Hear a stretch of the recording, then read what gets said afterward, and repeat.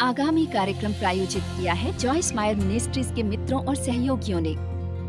चंगाई के लिए परमेश्वर पर भरोसा कीजिए, क्योंकि जब दवा भी ये नहीं कर सकती, मनुष्य भी ये नहीं कर सकते, तो भी परमेश्वर आपको चंगा कर सकते हैं, क्योंकि वो चमत्कार के परमेश्वर हैं।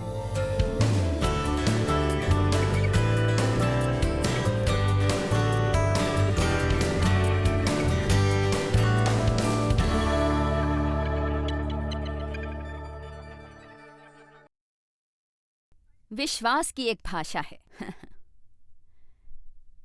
आप विश्वास को, डर को, चिंता, शक और अविश्वास को लोगों के मुंह से बाहर निकलते हुए सुन सकते हैं। विश्वास की एक भाषा है। इब्रानियों 4:14 में लिखा है, उसमें अपने विश्वास को अडिग बनाए रखिए। इसलिए जब हमारा ऐसा बड़ा महायाजक है जो स्वर्गों से होकर गया है, अर्थात परमेश्वर का पुत्र यीशु, तो आओ हम अपने अंगीकार को दृढ़ता से थामे रहें। आपका अंगीकार क्या है? ये वो है जो आप अपने मुंह से बाहर निकाल कर कहते हैं, जिसकी घोषणा शब्दों से करते हैं। विश्वास परमेश्वर से प्रार्थना नहीं करता कि वो उस समस्या से निपटे और इस तरह से बात करे कि जैसे ये हमेशा आपके लिए रहने वाली है। अब मैं यहाँ बैठकर आपको एक छोटी सी बात बताना चाहूंगी। कभी कभी बैठना पड़ता है आपको सब बातें बताने के लिए। ओके, क्या आप तैयार हैं? इस वक्त मैं 1 मिनट के लिए मां बनने वाली हूं। बच्चों,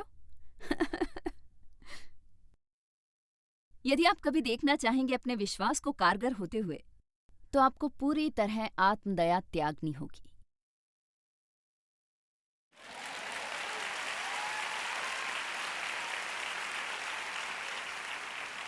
क्योंकि बहुत से कारण हैं कि हम जो बात करते हैं और जिस तरह करते हैं, उन बातों के बारे में जिनके बारे में हम बातचीत करते हैं, ये इसलिए क्योंकि हम चाहते हैं कि कोई हमारे लिए अफसोस जाहिर करे।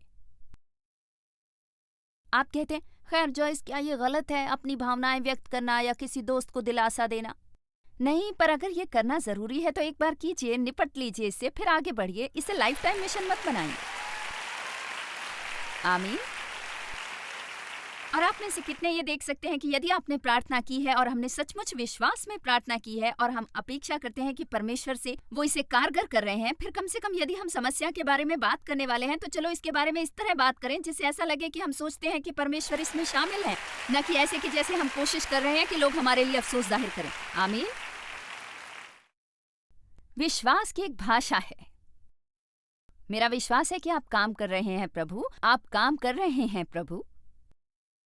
मेरा विश्वास है कि आप मेरे बच्चों में काम कर रहे हैं, आप काम कर रहे हैं प्रभु। मैंने प्रार्थना की है, आपने मेरी प्रार्थनाएं सुनी हैं। मेरे पास शास्त्र वचन है जिस पर मैं उन्हें आधारित करूं, और ये विश्वास नहीं करना चाहती कि आप वफादार नहीं हैं। मैं अपने विश्वास का अंतिम परिणाम देखूंगी। आमीन। हाँ, हम तंग आ जाते हैं, थक जाते हैं, हमारे पास मुश्किल समय आते हैं, इसलिए हमें एक दूसरे की जरूरत होती है। हमें जरूरत होती है कि इस तरह की बातें एक साथ आएं। हमें अच्छे संगीत की जरूरत होती है, अच्छे कलीसिया की जरूरत होती है, अच्छे मित्रों की जरूरत होती है, क्योंकि हमारे पास बहुत सा बेकार सामान है जो हमारे अंदर से बाहर निकलता है।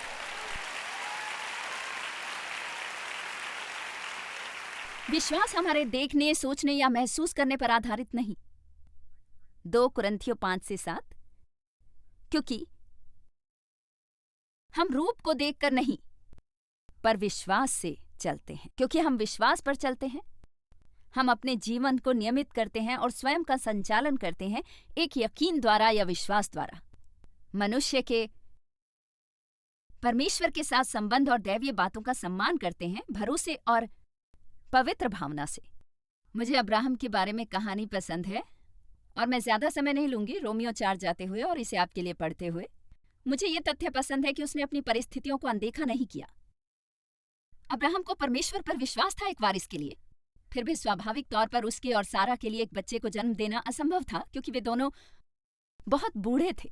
वे बच्चा जनने की आयु से काफी आगे निकल चुके थे, सिवाय इसके कि परमेश्वर ने उनसे ये प्रतिज्ञा की थी। परमेश्वर ने प्रतिज्ञा की थी, और बाइबल में ये लिखा है, इसमें कोई शक नहीं या अविश्वास ने उसे परमेश्वर की प्रतिज्ञा से डगमगा दिया। आपसे कोई ये प्रतिज्ञा नहीं कर सकता कि संदेह और अविश्वास नहीं आएंगे। इसलिए हमारे वचनों का सामर्थ्य इतना महत्वपूर्ण है। जिस क्षण वो संदेह आता है तो आप अपना मुंह खोलकर क्यों नहीं कहते, मुझे उस पर विश्वास नहीं, मैं परमेश्वर पर भरोसा रखती हूँ। एक बुरे विचार में विघ्न डालने का सबसे उत्तम तरीका यही है कि कुछ सकारात्मक कहें। मैं चाहती हूँ कि हम देखें लूका अध्याय 5। ये वर्णन है कुछ शिष्यों का जब वे मछली पकड़ रहे थे। मुझे सचमुच इससे बहुत प्राप्त होता है। मैंने बहुत से अच्छे उपदेश दिए हैं इन 5 वचनों पर आधारित। तो ये वर्णन है तब का जब लोग यीशु पर दबाव डाल रहे थे परमेश्वर का संदेश सुनने के लिए। वो जिन्नेसरत झील के किनारे खड़े थे गलील सागर में। तो यीशु का वो चित्र देखिए कि वे झील के किनारे खड़े हैं और उन्होंने 2 नावें देखी जो नदी के तट पर पहुंची थी, पर मछुआरे उनसे निकल आए और वो किनारे पर थे अपने जालों को धोते हुए। उनमें से एक नाव में वो बैठ गए जो शिमोन पतरस की थी। उन्होंने आग्रह किया कि उसे थोड़ा सा किनारे से परे ले लिया जाए, और उसका एक कारण ये भी है कि उन्होंने ऐसा क्यों किया। मैं इसके डिटेल्स में नहीं जाऊंगी, पर असल में ये एक साउंड सिस्टम बन गया। यदि वे पानी में एक सही जगह पर पहुंचे और पानी उनकी आवाज लोगों तक बढ़ा कर ले जा सकता था। उनके पास इस तरह के माइक्रोफोन्स नहीं थे जो हमारे पास हैं, पर कई बार ऐसा होता है कि वो क्यों थोड़ा पानी के भीतर चले जाते। और एक नाव से वे उपदेश देते। वो बैठ गए और भीड़ को उस नाव से शिक्षा देते रहे। वचन 4, जब वो बातें कर चुका तो शिमोन से कहा, गहरे में चल और मछलियां पकड़ने के लिए अपने जाल डालो। अब मैं चाहती हूं कि आप देखें कि क्या हुआ। और शिमोन पतरस ने जवाब दिया, हे स्वामी, हमने सारी रात मेहनत की और कुछ न पकड़ा। तो इससे पहले कि हम अगले वचन पर चलें, पतरस क्या कह रहा है? गहरे जल में जाना। प्रभु, ये कारगर नहीं होगा। हम पहले से ही पूरी रात वहां मेहनत करते रहे हैं, मछलियां नहीं फंस रही। ये उस मछुआरे की तरह हैं जिन्होंने पूरी रात मछली पकड़ी हो। वे थक चुके थे, सोए नहीं थे, थके हुए थे। उन जालों को धोना बहुत बड़ा काम था। यदि उन्होंने परमेश्वर की आज्ञा मानी होती तो उन्हें वे जाल वापस वहां से निकालकर पानी में डालने होते। उन्हें फिर से गंदा करना पड़ता, इससे काम बढ़ जाता। और उसने कहा, ये कारगर नहीं होगा, हम थक चुके हैं, हम निढाल हैं। तो असल में पतरस क्या कह रहा था? मैं नहीं सोचता कि ये कारगर होगा, पर आपके वचन के आधार पर मैं फिर से जाल डालूंगा। तो भी तेरे कहने से मैं जाल डालूंगा। उसका ये करने को जी नहीं चाह रहा था। वो ये सोचता भी नहीं था कि ये कारगर होगा, पर क्योंकि परमेश्वर ने ऐसा कहा।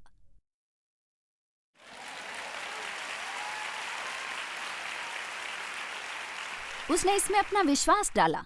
और अगर आप बाकी का वृत्तांत पढ़ें, वहां लिखा है, जब उन्होंने ऐसा किया तो उन्होंने ढेर सारी मछलियां पकड़ी, इतनी ज्यादा कि उनके जाल फटने लगे। उन्हें अपने दूसरे साथियों को इशारा करना पड़ा जो वहां बाहर थे कि वे आएं और उनकी मदद करें इन पकड़ी हुई मछलियों को अंदर लाने के लिए। परमेश्वर पर आपके विश्वास का आधार ये नहीं होना चाहिए जो आप देखते, सोचते या महसूस करते हैं। नंबर 6, हमें लंबा रास्ता तय करना है। देव ने पहले ही मुझे बता दिया था, मुझे पता है तुम क्या करोगी। तुम जहां तक जा सकती हो जाओगी। तुम इसकी ज्यादा परवाह नहीं करोगी, इसलिए मैं इससे जल्दी गुजरना चाहूंगी। विश्वास केवल सब्र के साथ ही काम करता है। माफी चाहती हूं। इब्रानियों 6, 11 और 12। पर हम बहुत चाहते हैं कि तुम में से हर एक जन अंत तक पूरी आशा के लिए ऐसा ही प्रयत्न करता रहे, दृढ़ता से और आस्था से, ताकि तुम आलसी ना हो जाओ, वरन उनका अनुसरण करो जो विश्वास और धीरज के द्वारा प्रतिज्ञाओं के वारिस होते हैं। इसलिए आप जानते हैं, विश्वास का आरंभ होता है। ये इतना बुरा भी नहीं होता जब आप फैसला कर लेते हैं, मैं परमेश्वर पर इसके लिए विश्वास करूंगी। ये एक किस्म से अच्छा है, मैं आशावान महसूस करती हूं।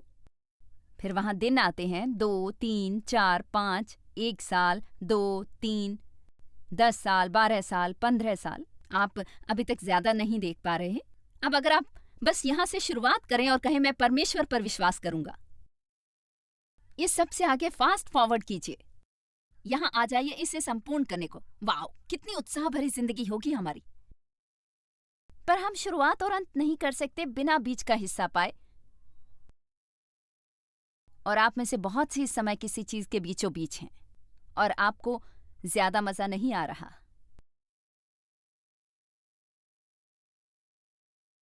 आपको धीरज रखना होगा। और धीरज प्रतीक्षा नहीं करता। आप सब प्रतीक्षा करेंगे, चाहे हम इसे पसंद करें या ना करें। धीरज है कि जब प्रतीक्षा कर रहे होते हैं तो आप कैसा व्यवहार करते हैं। हम कैसा विश्वास करते हैं जब हम प्रतीक्षा कर रहे होते हैं। तो आप अपेक्षा लिए प्रतीक्षा कर सकते हैं। आप प्रतीक्षा कर सकते हैं अच्छी बातचीत करते हुए, अपना समय गुजार सकते हैं किसी और के लिए आशीष बनकर, या हम बस मैं इसे छोड़ने वाला हूं, अब मैं इसे और नहीं कर सकता, मैं बस इसे छोड़ दूंगा, ये कारगर नहीं हो रहा, मैं ये और नहीं कर सकता। फिर आपको वापस जाना पड़ेगा और फिर से ये सब शुरू करना पड़ेगा। ओके प्रभु, मैं विश्वास में प्रार्थना करूंगी, आप ये कर सकते हैं। इसमें 2 महीने लगाएं। मैं अब इसे और सहन नहीं कर सकता, मुझे नहीं पता इसमें इतनी देर क्यों लग रही है, मैं बस अपनी हार मानता हूं। तो आपको फिर से शुरुआत पर आना पड़ेगा, शुरुआत पर। चलिए, कोई मुझे सुन रहा है? उनके बारे में क्या जो वहां है, मैं आपको देखती हूँ उन पीछे की सीटों पर। बहुत से लोग वहां हैं उन रैफ्टर्स पर, उन्हें देखो वहां पीछे उस दीवार के सामने। आप में से कितने सुन सकते हैं कि मैं वहां क्या कह रही हूँ? मेरी आदत है यहाँ नीचे लोगों की तरफ देखने की, पर मैं जानती हूँ आप लोग वहां हैं। आमीन, मैं जानती हूँ। अच्छी खबर यह है कि अगर मुझे पता नहीं भी होता तो भी परमेश्वर जानते हैं। ये अच्छा है। परमेश्वर के लिए होम रन। धन्यवाद। धीरज। इब्रानियों 6:15। और इस रीति से उसने धीरज धरकर प्रतिज्ञा की हुई बात प्राप्त की, यानी अब्राहम ने जाना और पाया इसहाक के जन्म द्वारा इसे। एक याचना उस प्रतिज्ञा की जो परमेश्वर ने की थी। अब्राहम ने 20 साल इंतजार किया। यूसुफ किसी बात के लिए 13 साल तक जेल में था, उस गलती के लिए जो उसने की ही नहीं थी। इसमें आनंद है कि जब आप सपना देखते हैं। यूसुफ एक सपना देखकर उत्साहित हो गया। उसने अपने भाइयों को ये बात बताई, उसमें थोड़ा अभिमान आ गया। तुम लोग मेरे सामने दंडवत करोगे? वो अपने पिता के पास गया। ओ, क्या तुम पिता के सामने दंडवत करोगे?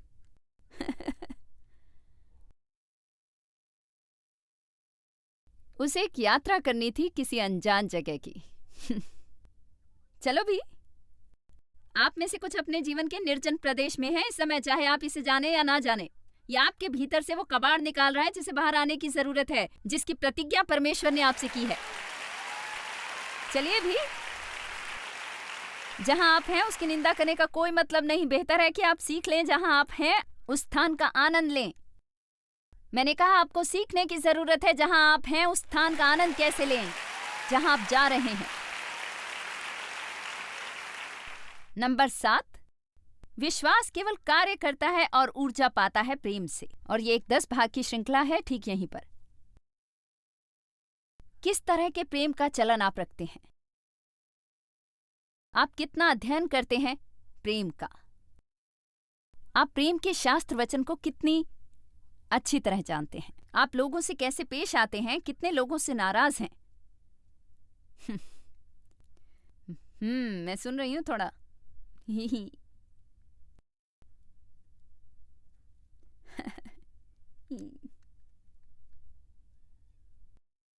गलातियों 5-6, चलो इसे स्क्रीन पर दिखाएं। विश्वास केवल प्रेम द्वारा कार्य करता है, क्योंकि यदि हम मसीह यीशु में हैं, मसीह यीशु में न खतना और न खतना रहित कुछ काम का है, परंतु विश्वास है जो केवल प्रेम के द्वारा प्रभाव डालता है। अब मैं आपको बता दूं यहां क्या हो रहा था। पौलुस थोड़ा तंग आ गया था गलातियों से, जो खतना व खतना रहित होने की बातें करते थे। मैं तुमसे बेहतर हूं, मेरा खतना हुआ है, तुम्हारा नहीं हुआ, तुम्हें इसकी जरूरत है। मेरे ख्याल से पौलुस कह रहा था बस धर्म के नियमों और व्यवस्था में मीन मेख निकालना बंद करो और व्यस्त हो जाओ एक दूसरे से प्रेम करने में। चलिए भी,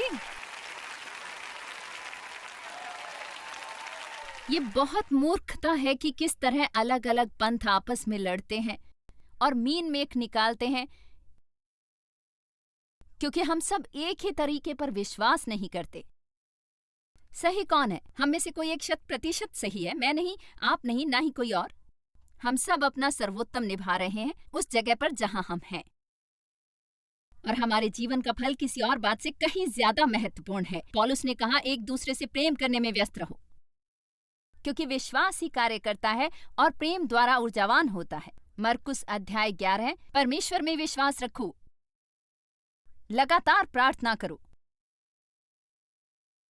जब आप प्रार्थना करें, विश्वास करें, और यदि किसी के विरुद्ध भी आपके हृदय में कुछ है तो उसे त्याग दें, इसे जाने दें, छोड़ दें। ये विश्वास की बात कर रहा है। अब हम विश्वास की एक व्यवस्था पर आते हैं, और यदि आप चाहते हैं कि आपका विश्वास प्रभावी हो तो किसी से भी नाराज मत रहो। विश्वास केवल प्रेम द्वारा ही प्रभावी होता है। मेरे खुदाया, आपको पवित्र आत्मा के साथ काम करना होगा एक सुदृढ़ प्रभावकारी चलन के लिए। यह आसान नहीं है कि आप हर दिन उठें और स्वयं को अपने विचारों से जुदा कर लें और सोचें कि आप किसी और के लिए क्या कर सकते हैं।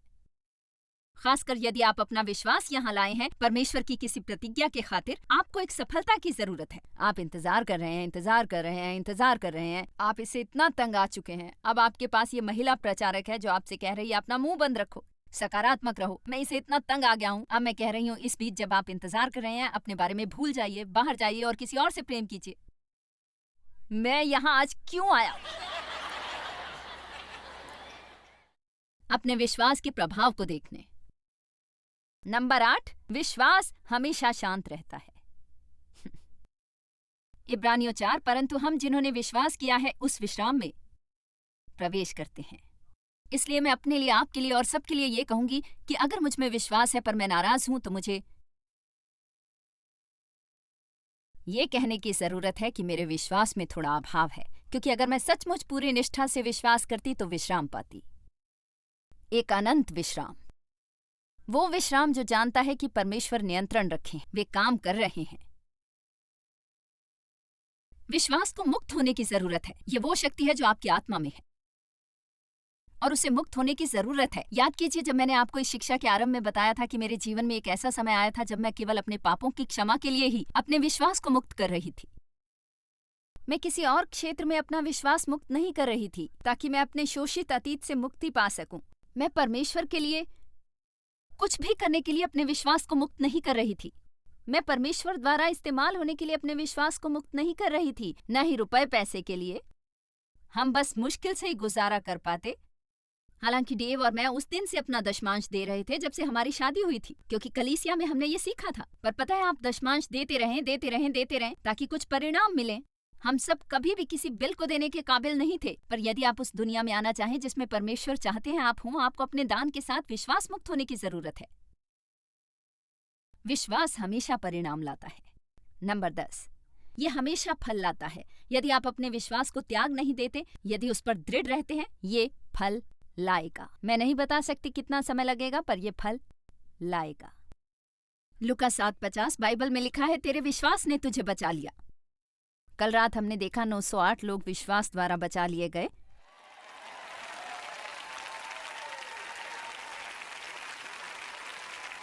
जरा सोचिए इसके बारे में। वो आए नर्क के अपने रास्ते पर जाते हुए, क्योंकि उन्होंने फैसला किया कि अपना विश्वास वे परमेश्वर पर डालेंगे बजाय संसार या स्वयं पर डालने के। अपनी जीवन शैली से मन फिराने का फैसला किया उन्होंने, और ये कि वे मुड़ें और एक नई दिशा में जाएं। ये विश्वास का काफी अच्छा नतीजा है। और लूका 17:19 में बाइबल में लिखा है, तेरे विश्वास ने तुझे चंगा किया। काश मेरे पास समय होता, मैं इन सब पर जा सकती, पर मैं आपको कुछ बताऊं, यदि आपको दवा लेने की जरूरत है तो उसे लें, पर परमेश्वर पर भरोसा किए बिना कुछ न करें ताकि वे आपके जीवन में चंगाई ला सकें। मैं नहीं मानती कि कोई दवाई है या कोई डॉक्टर जो हमारी मदद कर सकता है, यदि परमेश्वर पर हमारा विश्वास नहीं कि वो उसे प्रभावी कर सकें। यीशु हमारे चंगाई दाता हैं, और मेरा विश्वास है कि सारी चंगाई परमेश्वर से आती है। परमेश्वर के अलावा और कोई चंगाई नहीं। और वो बुद्धिमत्ता जो आज मेडिकल प्रोफेशन के पास है, उन्हें ये परमेश्वर से ही प्राप्त हुई है। और ये अच्छी बात है कि उन्होंने उसे ये दी, वरना हम सब मर गए होते। मैं बिना प्रार्थना के डॉक्टर के पास नहीं जाती। बिना प्रार्थना के दवाई ना लें, क्योंकि परमेश्वर उसे आशीष देंगे और उसका अभिषेक करेंगे। सबसे बढ़कर चंगाई के लिए परमेश्वर पर भरोसा करें, क्योंकि तब भी जब दवाइयां इसे नहीं कर पाती, मनुष्य नहीं कर पाता, परमेश्वर आपको चंगा कर सकते हैं। वे अभी भी एक चमत्कार करने वाले परमेश्वर हैं।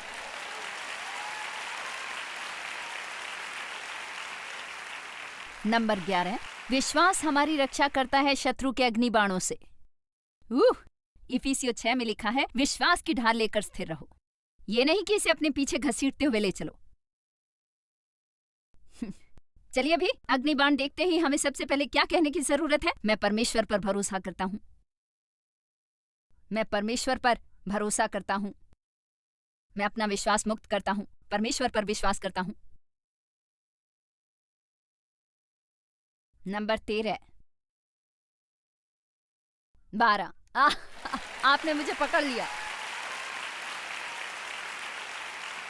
ठीक है, नंबर 12 है, हम परमेश्वर की सारी आशीषें विश्वास द्वारा ग्रहण करते हैं। विश्वास द्वारा परमेश्वर में धर्मी ठहराए गए, विश्वास द्वारा उचित ठहराए गए, विश्वास द्वारा पवित्र हुए, क्षमा किए गए, विश्वास द्वारा परमेश्वर के लिए महान कार्य करते हैं, विश्वास द्वारा। यदि आप सचमुच ये समझना चाहते हैं कि विश्वास द्वारा क्या किया जा सकता है, तो जाइए इब्रानियों अध्याय 11 पढ़िए, जहां ये बात करता है कि विश्वास द्वारा नूह ने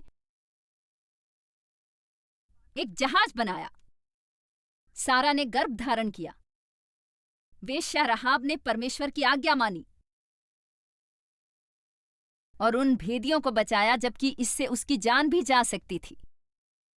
हम विश्वास द्वारा कई कार्य करते हैं और वहां हमेशा एक फल मिलता है। नंबर 13, विश्वास बढ़ता और ज्यादा अधिक होता है जब आप उसका इस्तेमाल करते हैं। इस्तेमाल करने पर आप शायद इस समय महसूस कर रहे हो कि आपके पास इस समय बस थोड़ा सा ही विश्वास है। हे मेरे प्रभु, शुरुआत में मैं प्रभु पर इसलिए विश्वास करती थी कि नर्क न जाऊं, बस इतना ही। मेरे पाप क्षमा करें और मेरी मदद करें स्वर्ग जाने में, बस इतना ही मेरी ये हालत थी। ओह माय गॉड, मैं आपको बता नहीं सकती कि मेरे जीवन में क्या क्या बदला है तब से अब तक। पर उन बातों में से हर एक बात ये थी कि मुझे इस शब्द परमेश्वर को जानना पड़ा और उस क्षेत्र में अपने विश्वास को मुक्त करना पड़ा, दृढ़ रहना पड़ा, धीरज रखना पड़ा। फल के लिए परमेश्वर पर भरोसा करें। और वाओ, मैं उस राह पर कितना आगे आ गई हूं जहां से मैंने शुरुआत की थी।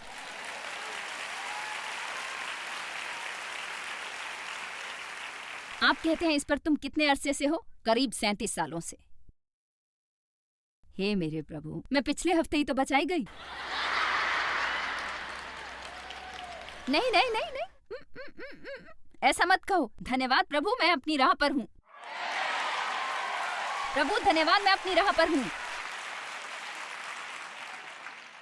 नंबर 14, कई बार विश्वास को लड़ना पड़ता है। 1 तीमुथियुस 6:12 में लिखा है, विश्वास की अच्छी कुश्ती लड़। 1 पतरस 5 में लिखा है, विश्वास में दृढ़ होकर शैतान का सामना करो। मेरा इससे क्या मतलब है? विश्वास को लड़ना पड़ता है। कई बार आपको अपने विश्वास का इस्तेमाल करना होगा शैतान के पीछे लगने के लिए।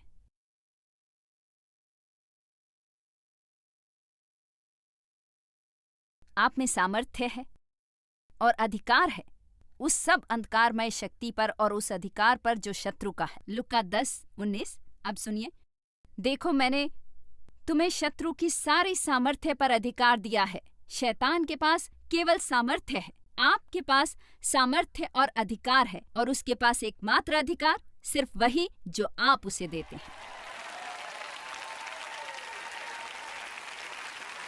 आमीन। ये एक और 4 भागों की श्रृंखला है। और नंबर 15, हा हा हा।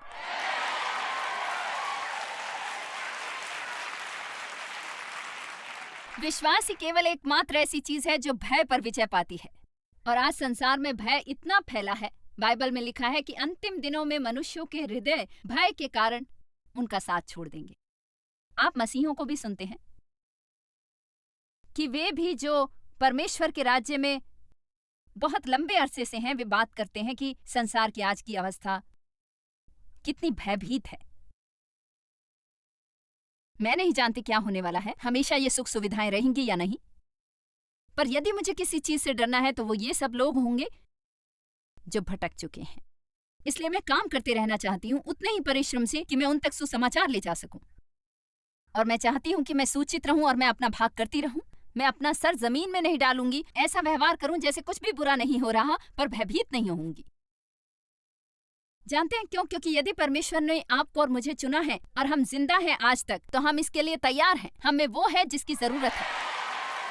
आमीन। शो को देखते रहिए क्योंकि जॉयस वापस आने वाली हैं कुछ टिप्पणियां लेकर। बाइबल में लिखा है, परमेश्वर ने हम में से हर एक को विश्वास का एक पैमाना दिया है, और आप जानते हैं हम जितना उस विश्वास का इस्तेमाल करेंगे उतना ही वो बढ़ेगा। और साथ ही हमारे पास उनका अनुग्रह है हमारी मदद के लिए। हर बार जब हम उनके विश्वास को बाहर लेकर निकलते हैं, उनका अनुग्रह, उनका सामर्थ्य, उनकी क्षमता हमारे साथ आती है मदद करने को। तो हमें जरूरत है अनुग्रह के बारे में सीखने की, क्योंकि अनुग्रह चमत्कारिक रूप से अद्भुत है। अनुग्रह है परमेश्वर का सामर्थ्य जो हमारे पास आता है बिना किसी चार्ज के। हमें इस योग्य बनाता है कि हम जीवन में जो भी करना चाहें वो बिना किसी संघर्ष, दबाव या परिश्रम के कर सकें। वो हमें बचाता है, हमें दया दिलाता है। अनुग्रह सचमुच अद्भुत है। आनंद लेंगे। जॉयस मायर मिनिस्ट्रीज में आप हमारे लिए बहुत ही कीमती हैं, जितना कि आप जानते हैं। हम आपकी सराहना करते हैं और इस सेविकाई को दुनिया भर में संभव बनाने के लिए हम अपने दोस्तों और सहभागियों को धन्यवाद देते हैं। हम साथ मिलकर भूखों को खाना खिलाते हैं, गरीबों को कपड़े देते हैं और कई देशों में सुसमाचार बांटते हैं। अपना प्रार्थना निवेदन भेजने के लिए कृपया आज ही संपर्क कीजिए। हमारे स्रोतों के बारे में और भी जानिए। जॉयस की सभाओं की सूची देखिए हमारे साथ सहभागी बनने के लिए, क्योंकि हम दुनिया भर में मसीह के प्रेम को बांटते हैं।